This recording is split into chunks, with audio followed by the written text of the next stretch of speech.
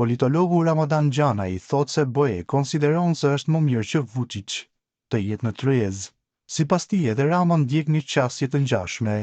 Pjesëmarrja e Vučić në samitin e Komunitetit Politik Evropian pasqyron politikën europiane të mbajtjes së dialogut të hapur edhe me aktorët e vështirë.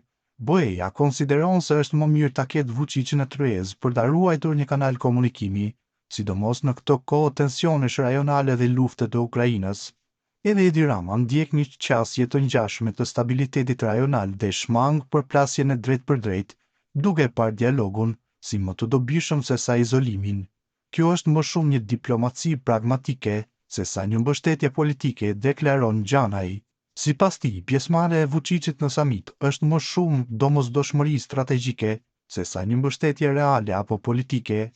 Po, mund të thuhet se Serbia ende përkëdhelet deri diku nga disa qeveri europiane, por kjo duhet parë me nuanca. Vetë fakti që samiti i Komunitetit Politik Evropian po mbahet për herë të dytë në Tiranë dhe jo në Beograd, tregon qartë se BE-ja nuk ka asnjë synim të legjitimojë plotësisht pozicionin e Serbisë. Bashkimi Evropian mban dialog me Vučićin për arsye pragmatike dhe gjeopolitike për të kufizuar ndikimin rus në Ballkan, por pa i dhënë Serbisë ndonjë privilegj simbolik apo diplomatik. Pjesëmarrja e Vučić në këtë format është më shumë një domosdoshmëri strategjike se sa një mbështetje reale apo politike, edhe pse kjo krijon zhgënjim të madh në Kosovë dhe në rajon, përfundon politologu. Para mbajtjes së samitit, Vučić deklaroi se aty do të përfaqësojë interesat e Serbisë.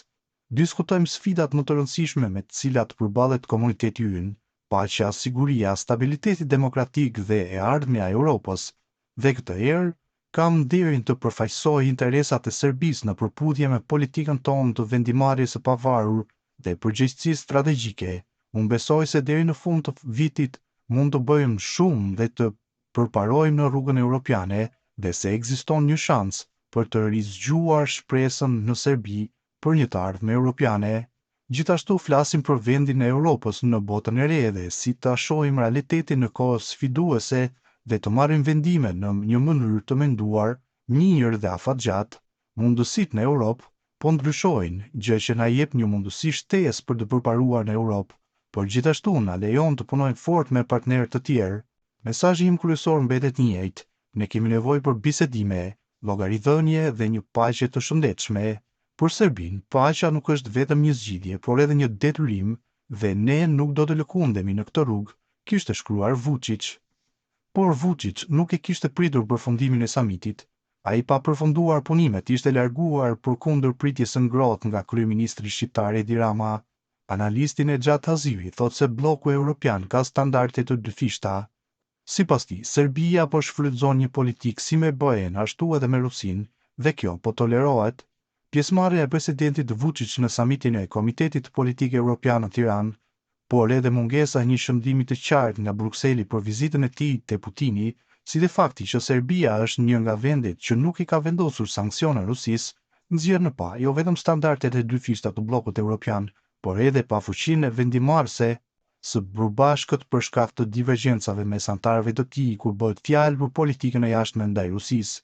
Kjo situatë natyrisht po shfrytëzohet nga Serbia, e cila vazhdon të ndjek një politikë të dyfishtë, si me BE-n, ashtu edhe me Rusinë, e madje më shumë me këtë të fundit, dhe siç po vëret, kjo politikë jo vetëm që po tolerohet, por në një farë mënyrë edhe po shpërblehet nga Brukseli përmes financimeve të projekteve dhe ndihmave të tjera ekonomike për Serbinë, deklaron Haziri.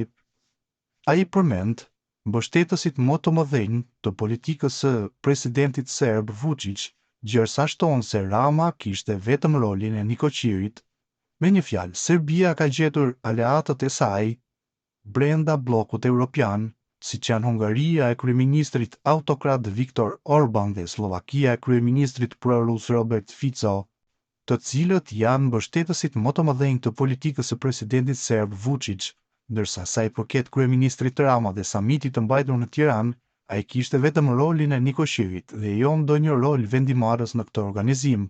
Si i tillë, nuk ishte në dorën e tij të merrte masa apo të ndikonte në pjesëmarrjen e presidentit serb Vučić në këtë samit, përfundoi Haziri.